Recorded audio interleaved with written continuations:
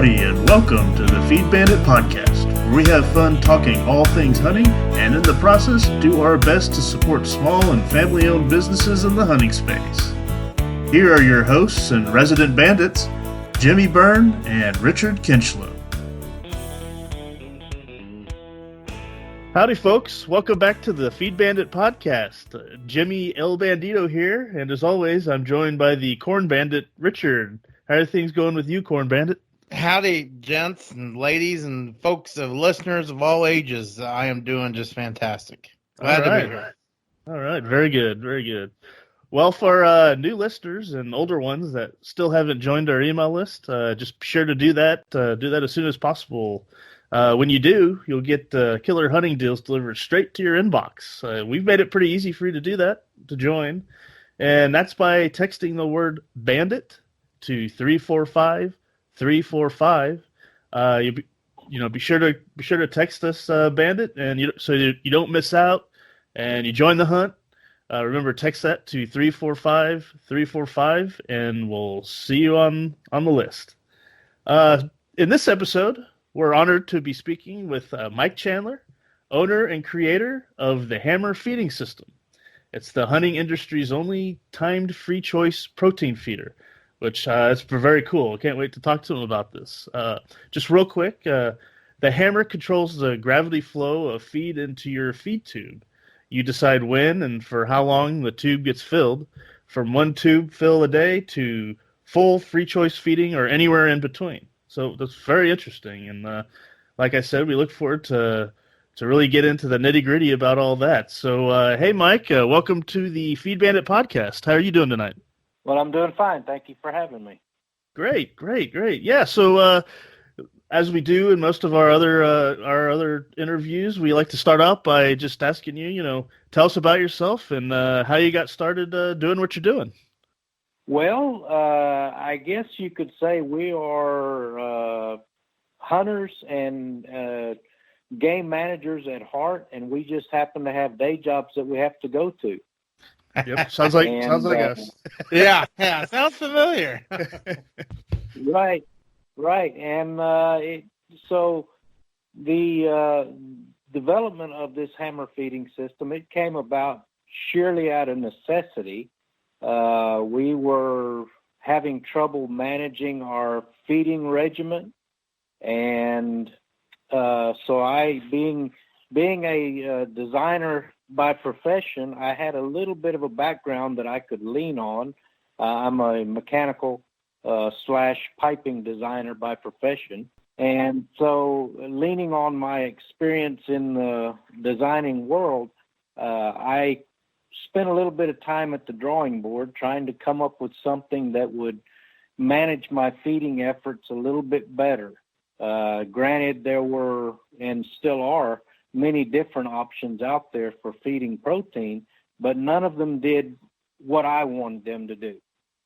So like I said, I sat down at the drawing board and came up with one version after another, and constantly challenging my own design to see if I could come up with something even better yet. But when it all came down, it was just one simple assembly that we sell today. Okay, great. And I definitely want to get to that assembly. But first, I was reading on your website about how I guess you were patterning a certain deer or a certain couple bucks, and they kept coming in at night. Was that correct? And you kind of wanted to have a way to, I guess, be able to see them during the day. Is that kind of part of the genesis of how you got to where you are? And that is correct. We like I said, we had open and free choice protein feeders that were great for feeding the deer when they wanted to eat, but they didn't do much good for when we wanted them to be in front of us during hunting hours. Right. And so with that being said, in 2012, I patched together our first prototype because there was a particular deer that had been seen as far as 7 miles away from our hunting area, and everybody saw him at night. I mean, in pictures at night, and no one had ever seen this particular deer on the hoof, nor had he been seen in the daylight on trail cameras. Wow. So this particular deer was a very special deer for us because not only was he a great deer, but just the challenge of getting him in on our schedule. So like I said, I put together a prototype and put it in the field and started manipulating that particular deer, keeping him in our area by providing him with a constant and reliable supply of feed, but only during the hours that we wanted him to have feed, and which were coinciding with the hunting hours. Mm-hmm. So sure enough, we put that prototype to work, and on the opening weekend of 2012, my wife was fortunate enough to take that deer in the last few minutes of daylight, wow. which was the very first time that we saw that deer, and was the very first time that we knew of him coming out in the daylight. But we definitely proved with the prototype that you could take a nocturnal deer and make them come out and eat in the daylight. Mm-hmm. Well, I was just about to say, talk about proof of concept. there you go. That particular deer was the one deer that inspired the wife and I to invest some money in developing this product. Sure. At a commercial level. Right. Okay. Oh, that's fantastic. What did, Mike, if you don't mind, what did the deer score? That particular deer was 155 and 7/8. Okay, perfect, beautiful, Nice. outstanding. And actually, his silhouette is our logo. Oh, you're kidding me. Okay. All right, very cool. Awesome. All right, well, check that out. I'll go back and look at it again. That's fantastic. Yeah, that's. I'm looking at the logos. That's a beautiful. That's a beautiful deer right there. Awesome. So yeah, I mean that's proof positive. Yeah, that's proof that you can with a little with some effort, retrain, if you will, repattern, rehabitualize a deer. Sure. To come in, when you want to see them. Yep. And ever since that year, we have had at least one, if not two, of these hammer feeding systems working in our area. And every year we have taken a 6, 7, or 8-year-old deer. Wow. With that device. Interesting. Yeah, I was just about to ask, what was the did you all get an age on them? Because you just kind of alluded to, the older deer, the rumor has it they're the smarter deer, and like you say, they go nocturnal, so on and so forth. So, what was the deer that your wife was fortunate enough to shoot? Was he an older deer? Well, as we all know, using teeth for aging deer is not an exact science. Right. But the teeth aged him at 5 years old. Okay. But experience and so forth tells us that he was probably 6 years old. Sure. Just looking at his conformation and his tendencies and so forth and so on. Right. But the ranch rule at that particular time was 5.5 years old for our trophy deer, and we met that requirement at a minimum. But we still think that deer was even a year older than he had to be. Right. Right. Outstanding. Well, Mike, tell awesome. us. Yeah. That's true. Yeah, I was just about to say, tell us a little bit about, how the system works and how, how would you want to deploy it in the field? Does it fit onto every single protein feeder a model available, or how exactly does all that work? Well, we have designed two different types. One of them has a flat top that is good for mounting up to virtually any flat surface, like the bottom of a 55-gallon drum or a mounting flange on any other type feeder if it has a flat spot, available. Right. Then our other type is the round top or tube top which it's a 4-inch diameter tube that is welded onto the top, and it actually fits right up to the all seasons 300 and 800 pound feeders. With the gasket, it fits up to all these Boss Buck feeders. Okay. But one size does not fit all. I mean, there are feeders out there that you have to be a handyman and break Sure. out the cutting torch or grinder and make some modifications. Right. But we're trying to fit as many feeders as we can. Right. Outstanding. That's Okay. fantastic. Yeah, I saw where you said on the website that it attaches to just about any, but you may need an adapter or something like that to help get it on your particular feeder. Right, and we do have a small selection of adapters that we have had built. Whenever we need one adapter, we go ahead and get maybe 5 of them built of that size, so that way the next time someone calls that needs an adapter, maybe we'll have it. Okay. We've got a little assortment of adapters of varying diameters. Okay. All right. Walk us through how the mechanism actually works itself and how you would maybe recommend people, do the settings and things of that nature. Well, I think one of the biggest steps in setting one of these units up is first understanding what your goal is. Okay. Are you trying to attract deer in with a small amount of feed every day, or are you trying to pour the feed to the deer in hopes of, growing bigger horns, or are you somewhere in between? So what you really need to do is have an honest approach at realizing your goals. Okay. If you're going to feed an attractant or feed it as an attractant, you can fill the tube once a day or twice a day, and that would be feeding anywhere from 6 to 12 pounds a day. And that's not going to feed in a supplemental way. That's not going to supplement too many deer, but that's going to attract a fair number of deer, as an attractant.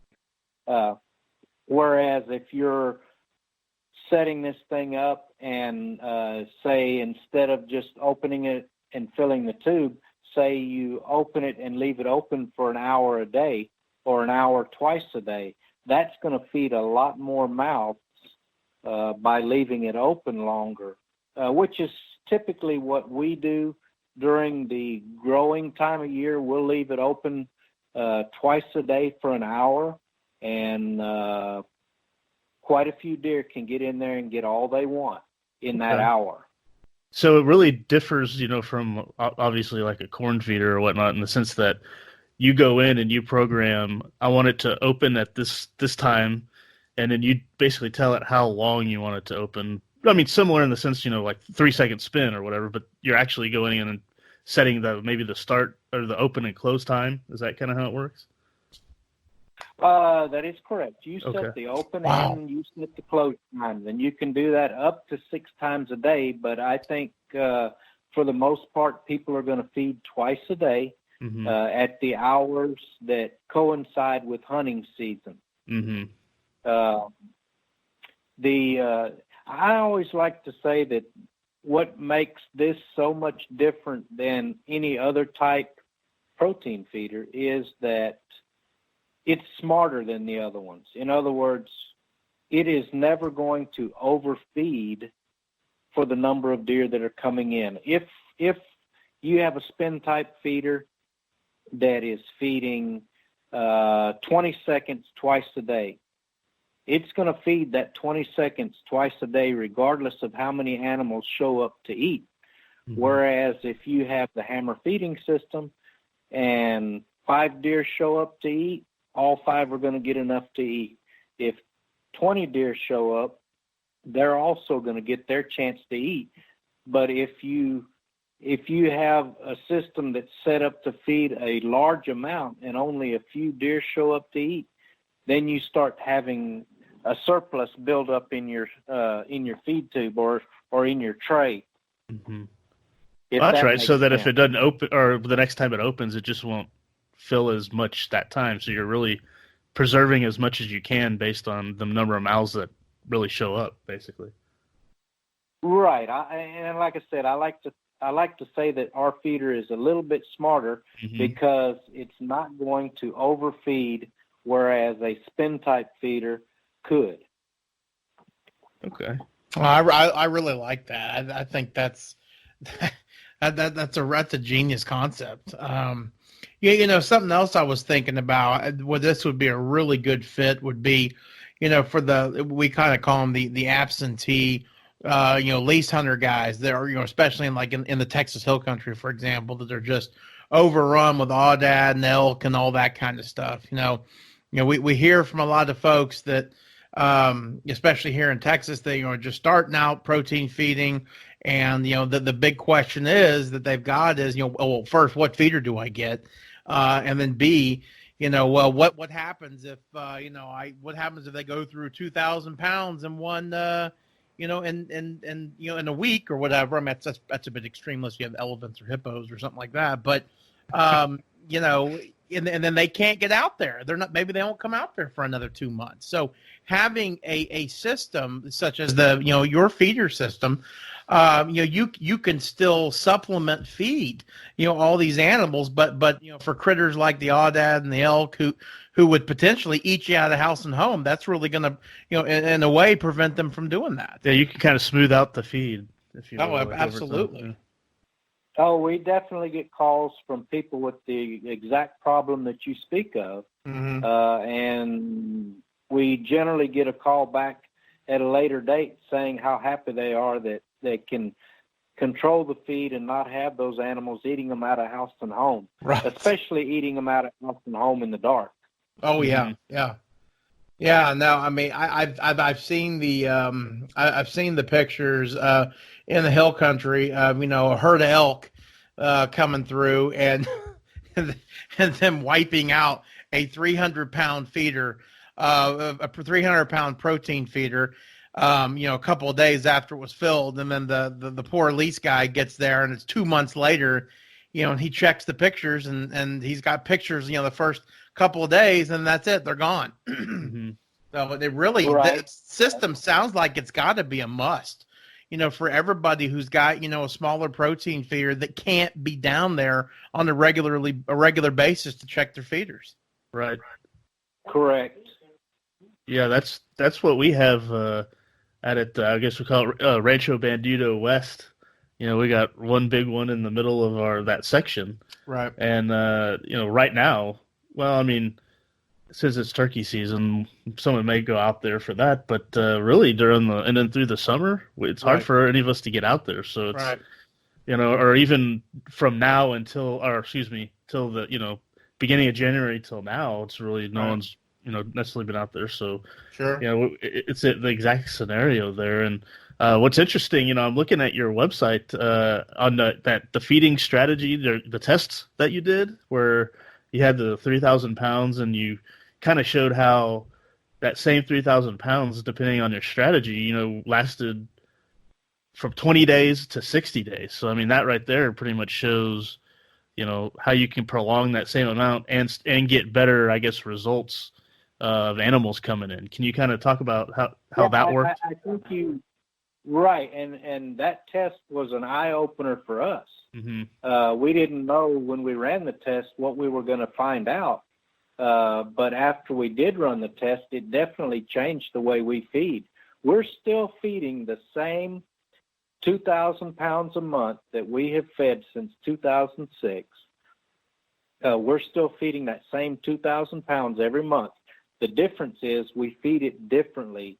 We feed in shorter durations, early in the morning when the deer like to eat, and late in the evening when the deer like to eat. We don't feed in the middle of the day. Right. We don't feed at night. And by not feeding at night, we have eliminated our coon problem. You quit feeding at night and they quit showing up. I mean, we haven't had to trap them or shoot them or anything else. We've been able to we've been able to discourage them from showing up because there's no feed there at night. Now, I was going to ask, have you had any of your customers come back, and have they given you any feedback about how your system protects the feed from the coons? I mean, are they able to? In other words, do the raccoons own cutting torches yet? That's kind of what I'm thinking. Not yet. No, they don't. Oh, that's good. We have had quite a few testimonies to the fact that you quit feeding them at night and they quit showing up. It's really that simple. Yeah, well, that is fascinating. Or you just don't have feed always available to where the coon could come in and eat at any time, especially at night, right? So it's the deer come in, in the evening, and they eat what you provided for them, and then there's nothing left there during the night for that coon. So they figure, well, there's nothing over here, so I'll move on. Right. That's exactly what they do. Yeah. And that was another item on the learning curve that we learned just by accident. I mean, we didn't want to feed at night purely for the reason that we didn't want our deer to ever know that there's feed available at night. But along with not feeding at night, we got rid of the coon problem. Mm-hmm. Right. I mean, we just don't see coons at the feeder. If you see a coon at the feeder in a picture, it's probably him on the ground just picking up whatever the deer may have spilled. Right. Looking for scraps. But that's it. That's all they're doing is scrapping. Mm-hmm. Wow. Okay. Now, as far as the hammer system is concerned, have you found that it offers a little protection against the elements as well? Like I know you mentioned that you kind of keep it open sometimes during the growing season of the antlers, but have you found that the kind of the hood design or whatnot keeps the rain from getting in there and chunking it up real bad? Well, we don't have problems with or we don't have any more problems with moisture because of the hammer feeding system than you do without the hammer feeding system. The whole secret to protecting the feed is in the design of the tube. Just like on any other protein feeder, the design of the feed spout is what's going to prevent moisture from getting into your feed spout and giving you problems there. Sure. What we offer for a feed spout is, and this will be a cheap plug for all seasons, is we like the all seasons feed tube. Right. It's got a good design, and that's what we offer along with our hammer feeding system when customers want a full, complete lower unit. Right. Yeah, I've had a few. I've had a few of the all seasons. I kind of call them downspouts, and they've been fantastic. I hadn't had any problems with them. Yeah, and they've actually improved their product recently by adding I guess you'd say a mesh bottom to it, so that any moisture that does get in there or any dust that seems to collect can automatically, just filter out. Really? Without collecting in the bottom. Yeah, it's been an added benefit. Now, I did not know that, but golly, it's kind of something that I've always thought about, is that just the amount of dust and debris that builds up over the time. But that's a really cool feature. Yes, we like it. And like I said, we actually buy in bulk from all seasons and turn around and sell them with our units. Right. Perfect. Outstanding. Great. So the mechanism itself, it runs on a 6 or 12 volt battery with a, and you can connect a 12 volt battery. Say that again. I'm sorry. It runs on a 12-volt battery, Okay. and it needs a solar panel to keep it maintained. Can you use your can you connect it to the battery that you're using for? Well, yeah, I guess it would be, because that would replace it. Never mind. I was just about to say, can you connect it to the battery that you're using for the feeder? But yeah, I just answered my own question. Right. Never mind. We have to cut that one from the tape. It's been a long day. No, I think we'll keep that one in there. Yeah. That's great. So Mike, as far as your customer distribution is concerned, is it primarily in Texas, or what other states that you see their hunters buying your product? Well, we have sold and shipped to quite a few states: North Carolina, Missouri, Kansas, Oklahoma, Louisiana, Georgia, Florida. We've shipped a few units to the Calgary Zoo in Canada. No kidding. That is correct. Yeah, okay. I could see how it could work in zoos. That'd be perfect. Another great adaptation, for that. Yeah, but isn't that kind of like canned hunting, though? I don't get it. Maybe hunting in a zoo, right? Well, hey, if you can, it's exotic hunting there. Yeah, exactly. I don't know if the Canadians would like that, because they're against about everything. Can you tell us a little bit about how they're using it at the zoo? That's fascinating. I wish I knew. I have not gotten any feedback from them yet to find out exactly how they're using it. That is absolutely interesting. That makes sense. I'm interested. Yeah.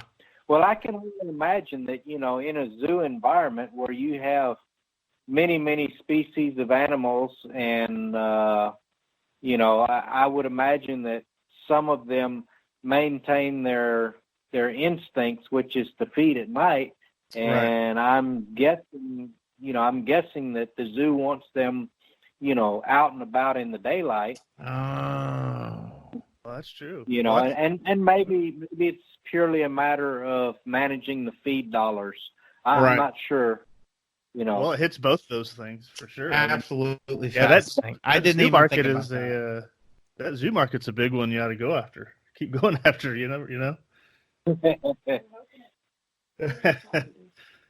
I usually tell people whenever they're setting up a new feed setup, if they haven't decided, how big a feeder they want, or whether or not they're going to use the hammer feeding system, I always tell them, well, think about what it is that you're trying to do.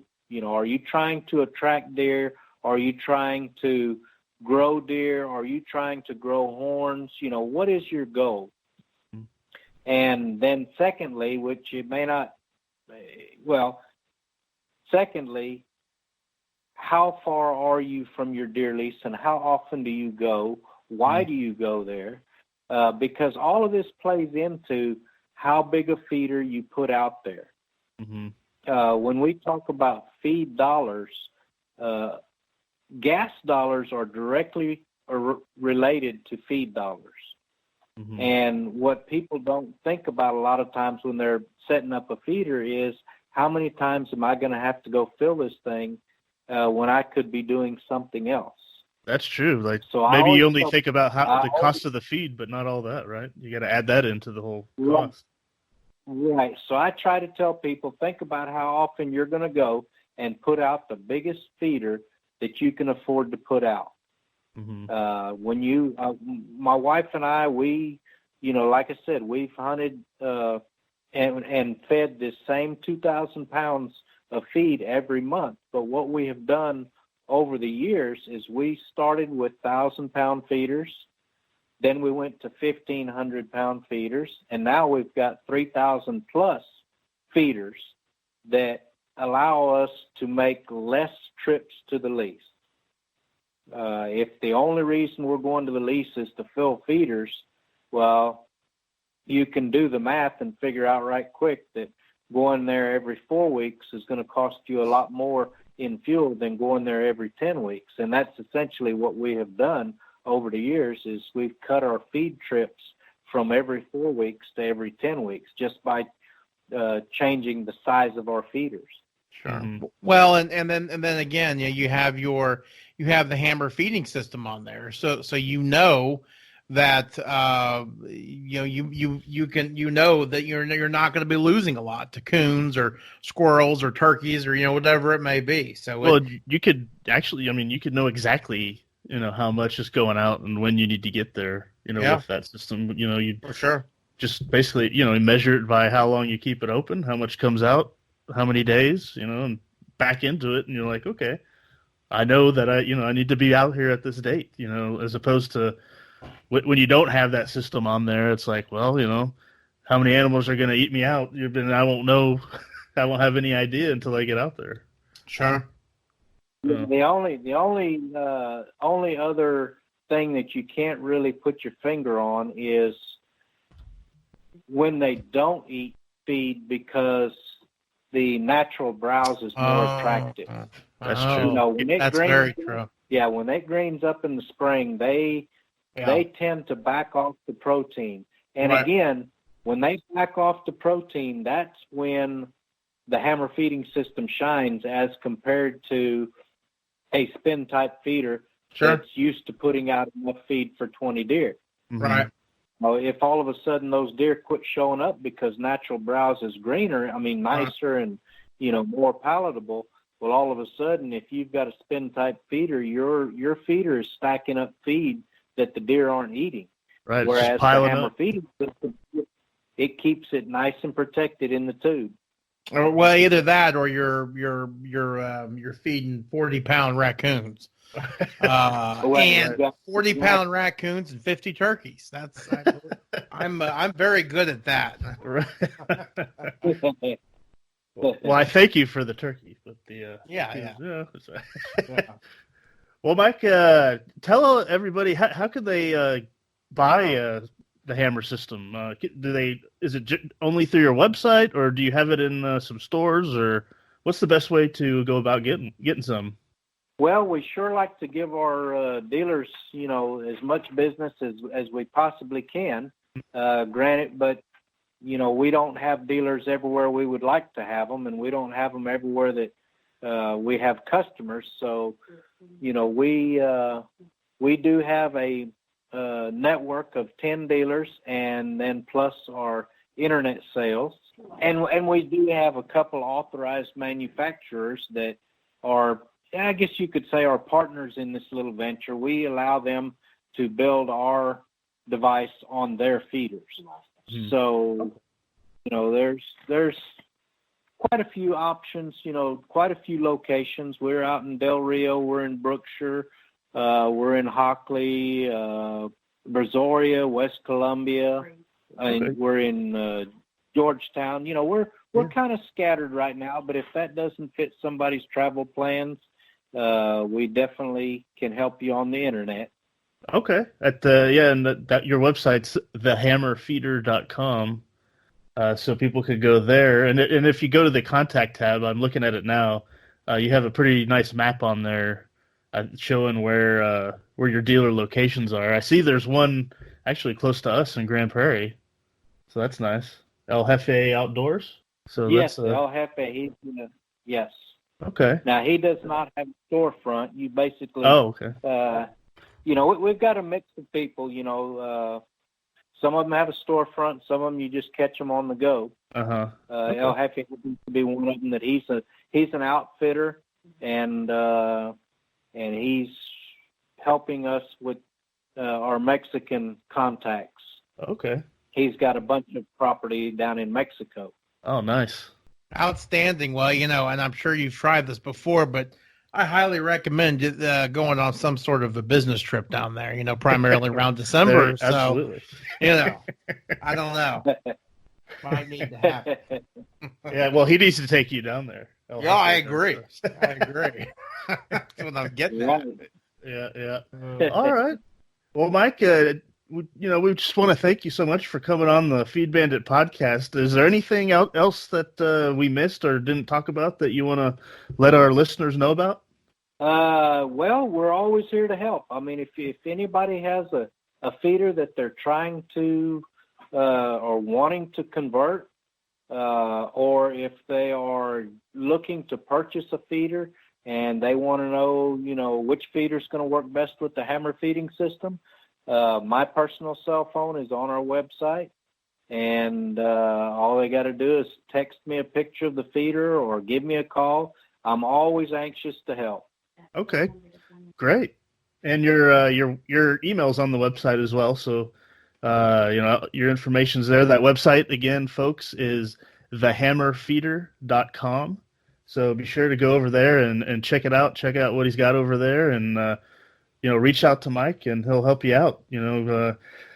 Feed can rack up and cost some money. And you want to make your hard-earned dollars go as far as they can, and actually yield for you. As much as you can on that dollar. So this is I think a great product to help you do that. Grow those antlers and in those times where we have some blogs on our website where we talk about whenever sometimes here especially in Texas it tends to not rain every now and then, and so food doesn't grow or whatever, and you really want to take care of your animals out there. So in those times, as well as in these lush times, when you can really use the hammer feeder and the timing mechanism and all that to your advantage in either scenario. So it'll really help you out, and as far as that goes. I was going to say, I think that the theme of tonight is, conserve your feed and don't feed the vermin. There you go. And that's exactly what this system does, and that's what makes it so cool.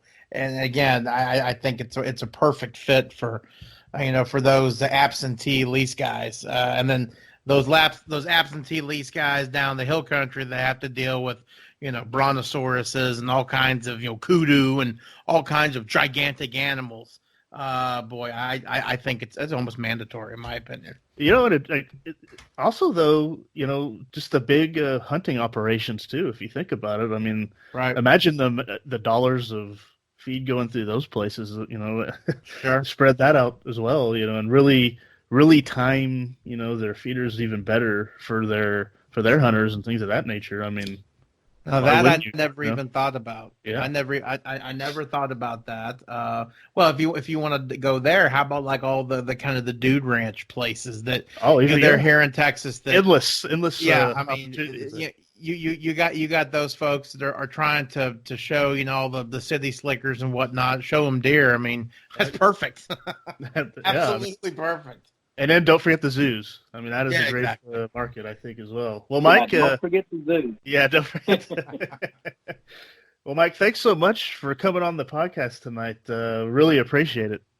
Well, I appreciate you guys having me. All right, folks. Well, that was Mike Chandler, the owner and creator of the Hammer Feeding System. Again, as you heard, it's a very innovative and really.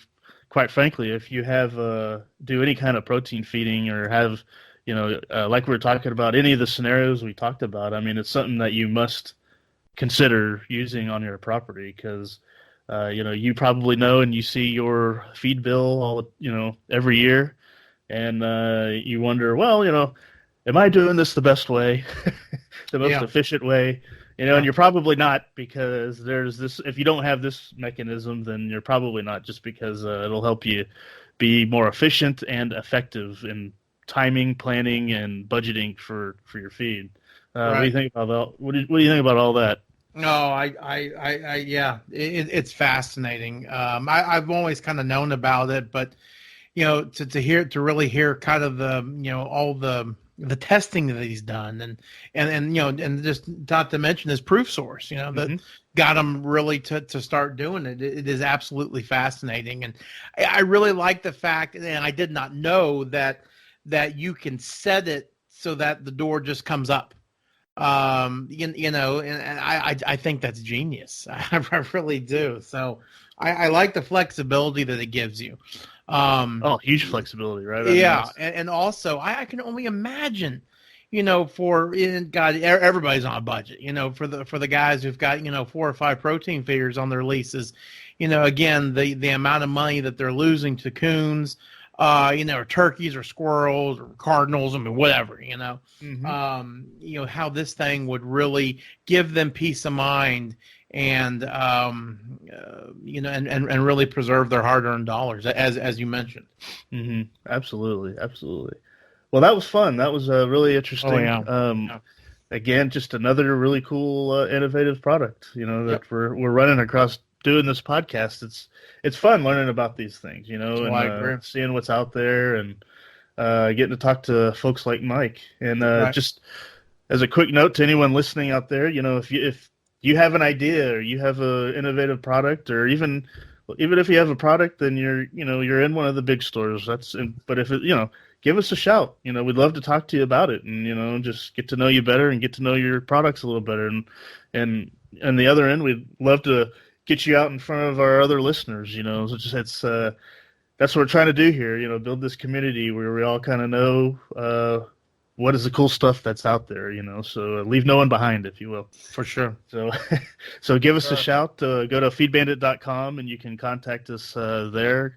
feedbandit.com/promote. There's a form on there that you can fill out and shoot us an email about it. So, all right. Well, that again, that was fun. I don't really have anything else. I'm ready. If you want to wrap this guy up, you got anything else to talk about? I think that's about it. Just another reminder. It's the antlers are coming. Yep. I'm sure in some parts of the country they're already seeing little nubs, maybe even a quarter of a main beam. So it's real exciting. So get out there and wreck Tom's Day too. Yes. Whole turkey season. Maybe we'll have something to talk about relatively soon about some trips to Rancho Bandito during turkey season. That's right. Stay tuned. Yep, for sure. But yeah, all right. Well, Corn Bandit, good to talk to you, and everybody out there, good luck. And as Corn Bandit just said, wreck Tom's Day. Thanks for listening to the Feed Bandit podcast. If you want to find new and innovative hunting gear and service providers not typically offered through the traditional big box hunting stores, come on over and join the hunt at feedbandit.com/join. When you join, as a bonus, you'll get our entertaining free e-guide of unique hunting tips and tricks. And a reminder to all you small businesses, feed stores, gear inventors, or entrepreneurs in the hunting space, if you'd like to get more exposure to potential customers by being featured on the Feed Bandit podcast, please let us know. We'd love to discuss what we can do for you and your business. Go to feedbandit.com/promote. We hope you enjoyed this episode. If you did, please give us a rating and review on iTunes, as it would really help us out. Go to feedbandit.com/iTunes. Thanks everyone for listening. Until next time, please remember to support your local feed store.